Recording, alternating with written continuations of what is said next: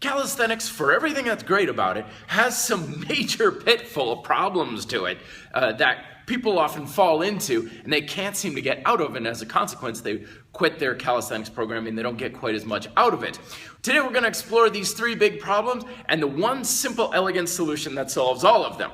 Okay, so let's get started. Number one, the biggest problem is the massive amount of freedom that calisthenics can bring you. Now, I know this is a potential benefit, but for everything that's bad can be potentially good and vice versa. The freedom can lead you down a couple dark paths. Number one is that you end up doing too little exercise. Because you don't need a gym, you don't need equipment, you can work out anytime and any place, however you like. So as a result, it's very easy to put this stuff off. You're like, I don't need to work out this morning, I don't feel like it, I can always work out this afternoon. I don't need to work out this afternoon, I can work out this evening. I don't need to work out this evening, I can work out tomorrow. And as a result, you end up maybe getting one workout in over the week, if at all. So you don't have nearly as enough workout or exercise to have a consistent routine going on. The second way this can screw you over is you're doing too much. Okay, if you can work out this morning, you work out this morning, and you can work out this afternoon, so you work out this afternoon and you get some extra push-ups in here and there, and you just get this huge amount of volume. And as I've talked about in previous videos, volume creep, as Paul Wade talks about in convict conditioning, can really drag down the quality of your exercise. Because you've got to pace yourself, you don't put as much into each set, because you can always put in more later on. And the other way this can hurt you is what I call volume entrapment. And volume entrapment is where you add on so much, and then within a short period of time, the extra that you added on was once a bonus, but now it's the standard. So going from 50 push-ups to like 100 push-ups in a day, you're like, yeah, that's awesome, that's much more volume, I'm feeling like I'm moving forward. But then you feel like you have to do 100 push-ups, and if you go back to doing 50, it feels like a regression. So you've kind of painted yourself into a corner. You've given yourself the chance to fall back. And of course, all that volume is harder to maintain over time. So you basically made it much harder to stay the course, as it were. Okay, so the freedom can be a problem. Variety is also a problem. Calisthenics, we have two issues here. Number one is far too little variety. You see this a lot of times with people who don't know the calisthenics game very much, weightlifters. I used to do this a lot where we only know like 3 push-up variations. So as a result, we don't know enough to build a progressive path that can lead indefinitely out and keep getting us results. So as a result, we just go so far and we stop. The other way the other problem this can potentially bring up is too much variety. How many different ways can you move and position the body? I mean, it's infinite, right? The Martin Rooney push-up app alone, which is awesome, you should go look for it, has over 100 push-up variations.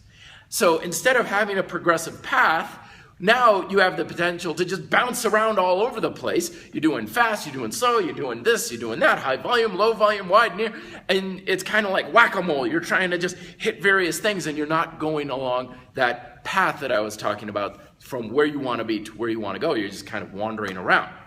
And the third big problem is the simplicity of calisthenics. Again, a big potential benefit, but what this can do is oftentimes lead to long-lasting plateaus, because a lot of times we crave variety in our fitness culture to make us think that we're actually doing something more. You go into any gym and you've got a million ways to do the bench press. So by using different tools, by using different types of workouts, we feel like we're actually getting somewhere. We're really just wandering around. And of course, we also have boredom. Boredom can set in. It's like, oh, all I do is pull-ups. That's all I've been doing for my main back exercise. I need some more to it than that. I need some tools to play with. I need something that makes it feel like it's more advanced. So these are the big problems, and they can ruin almost anybody. But there's one simple, elegant solution to all of this. That solution is to adopt and adhere to a strict, disciplined routine. You have a plan, you have it on paper, your workout log, right? And what you do is you stick to that as much as possible. Here's how it solves everything. Number one is freedom. It prevents you from doing too little, because you wake up and you're like, Monday, workout, 9 a.m. this is my workout, this is what I do. It's telling you what to do. It's not saying it's okay to put it off. It's saying this is what you have to do Monday morning, 9 a.m., these moves done this way. It also prevents you from doing too much, and this is where my problem got solved, is it says, okay, this is your workout, this is how you do it, you don't do more than this. You don't go and say, okay, I just did this workout, now later on in the day, do 100 more push-ups or anything. Stick to this. This is what you do. So it prevents you from doing too much, prevents you from doing too little. It gets that Goldilocks realm of volume and frequency.